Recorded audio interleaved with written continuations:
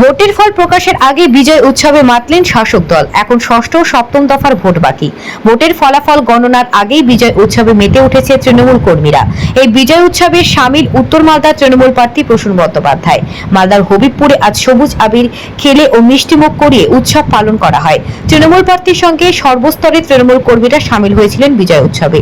উত্তর মালদার প্রতিটি ব্লকে অনুষ্ঠিত হবে এই বিজয় উৎসব। ভোট গণনার আগে কার্যত নিজের জয় নিশ্চিত 100% আশাবাদী জানান প্রসূন বন্দ্যোপাধ্যায়।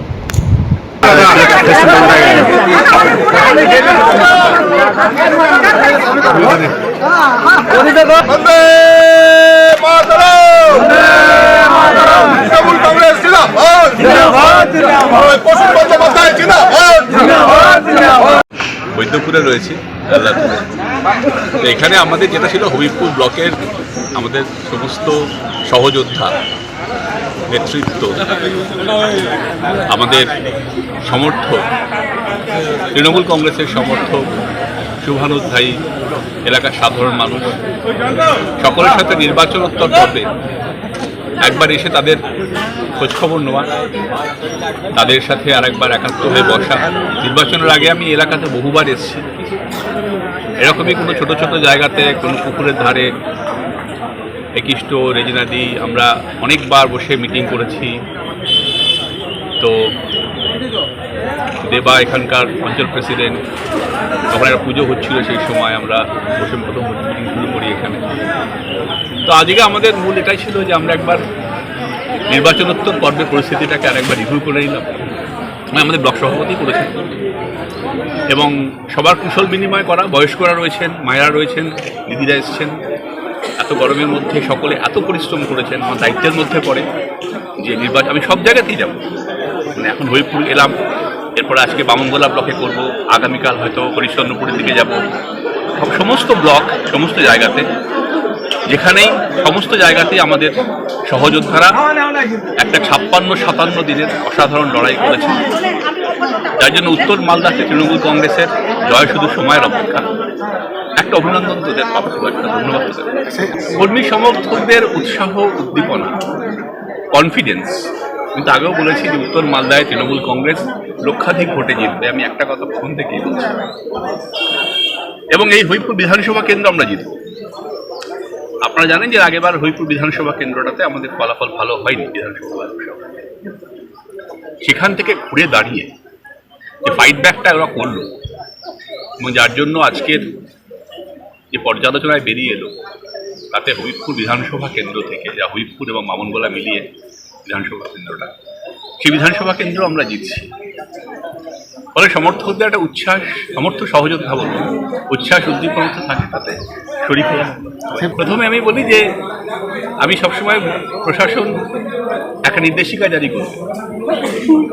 আমি সবাইকে, সমস্ত কর্মী সমর্থকদেরকে সেটাই বলবো যে আমরা অবশ্যই জিতছি এবং জেতার পরে প্রশাসনের নির্দেশিকা থাকবে, সেটা আমরা মানব। এখন প্রশাসন আমাদের আমরা অনুমতি নেব প্রত্যেকটা। বিজয় মিছিল তো একাধিক হবে প্রত্যেক ব্লকে। বিজয় উৎসব আমাদের বলতে পারেন মানে মানসিকভাবে শুরু হয়ে গেছে ভোট শেষ হওয়ার পর থেকে। ভোট শেষ হওয়ার 1 ঘন্টা 2 ঘন্টার মধ্যে প্রাথমিক রিয়াকশন আমি দিয়েছিলাম।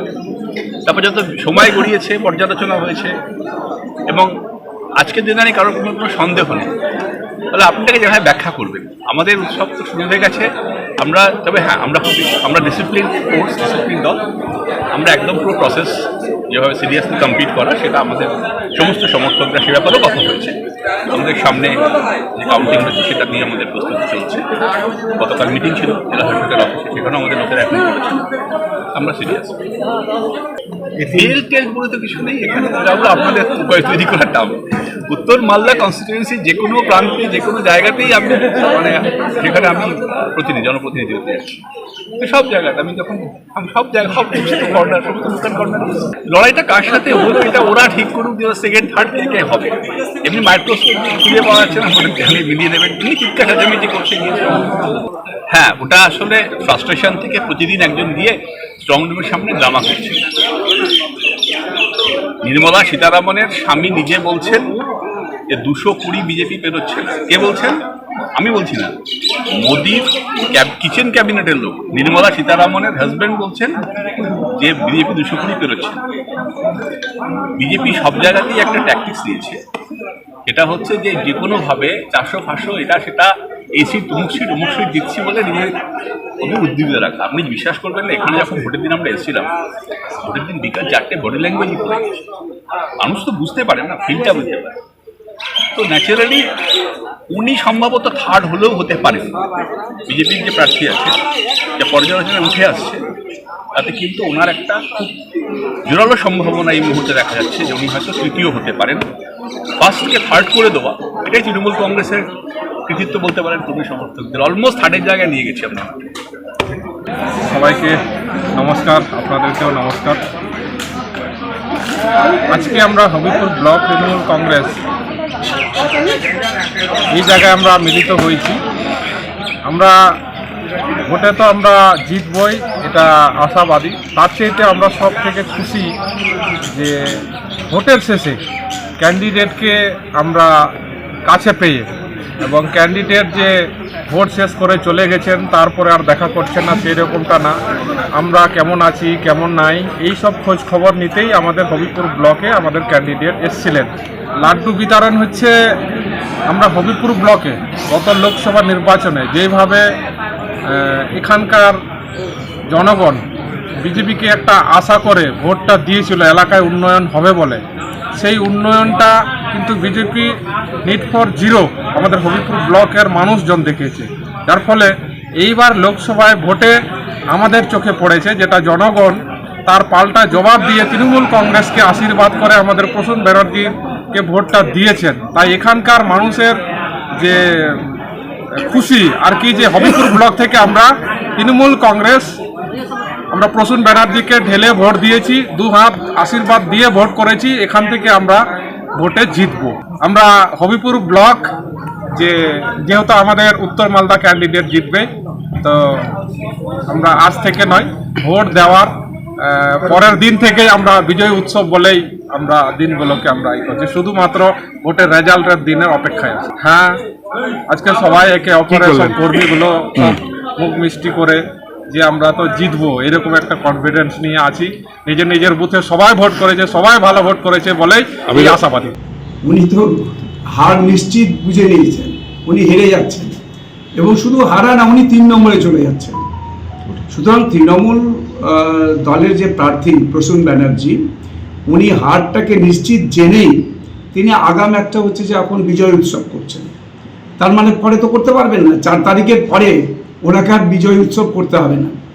উনি ইতিমধ্যে যে নির্বাচন হয়ে যাওয়ার পর উনি যেহেতু বুঝে ফেলেছেন যে এখানে আর ভারতীয় জনতা পার্টির প্রার্থীকে পরাজিত করা যাচ্ছে না, মানুষ তো এখানে তৃণমূল কংগ্রেসকে পরাজিত করার জন্য প্রস্তুত। শুধু মালদা উত্তর লোকসভা কেন্দ্র কেন, গোটা উত্তরবঙ্গে একটাও আসন তৃণমূল কংগ্রেস পাবে না। আমাদের পশ্চিমবাংলার 42টা আসনের মধ্যে কটা আসন ওরা পাবে না বলেই তো হচ্ছে আমাদের রাজ্যের মাননীয় মুখ্যমন্ত্রী তিনি পাগল হয়ে গেছেন। তিনি সাধু সন্ততিদের তাদের আক্রমণ করছেন।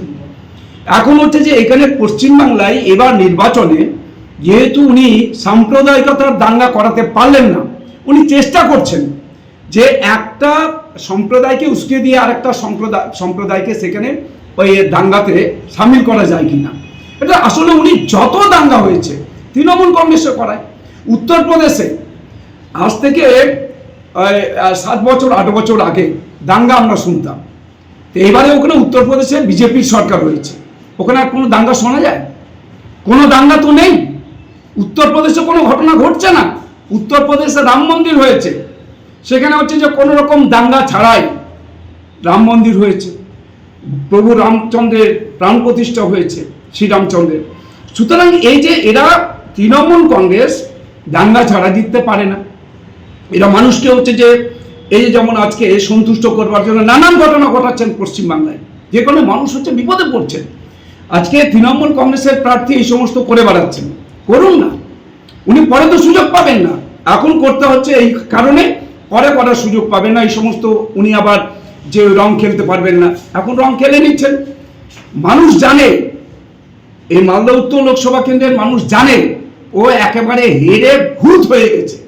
সুতরাং এটাই উনি করছেন এবং এখানে উনি ভাবছেন যে কাউন্টিং এর সময়তে এখানে কাউন্টিংয়ে এখানে প্রভাব ফেলে, অফিসারদের প্রভাব ফেলে তিনি কিছু করবেন। আমরা সতর্ক আছি, যদি কোনো অফিসার এখানে উল্টাপাল্টা করে, এখানে কাউন্টিং এ যে আমাদের কাউন্টিং টেবিলে যদি উল্টাপাল্টা করে কোনো অফিসার, তাদের বিরুদ্ধে ব্যবস্থা নেওয়ার জন্য আমরা প্রস্তুত আছি ভারতীয় জনতা পার্টি। উনি মনে করছেন ওখানে গন্ডগোল করব, ওখানে আবার ওই কাউন্টিং টেবিলে গিয়ে অফিসারদের উল্টাপাল্টা করে এই সমস্ত করবো, এটা আমরা কিন্তু বরদাস্ত করব না। ডিস্ট্রিক্ট ম্যাজিস্ট্রেট যদি উল্টাপাল্টা করেন তার বিরুদ্ধে আমরা রাস্তায় নেমে প্রতিবাদ করব, আন্দোলন করব, বাধ্য করব এখানকার মানুষের যে রায় সেই রায়টাকে সঠিকভাবে সেখানে তুলে ধরার।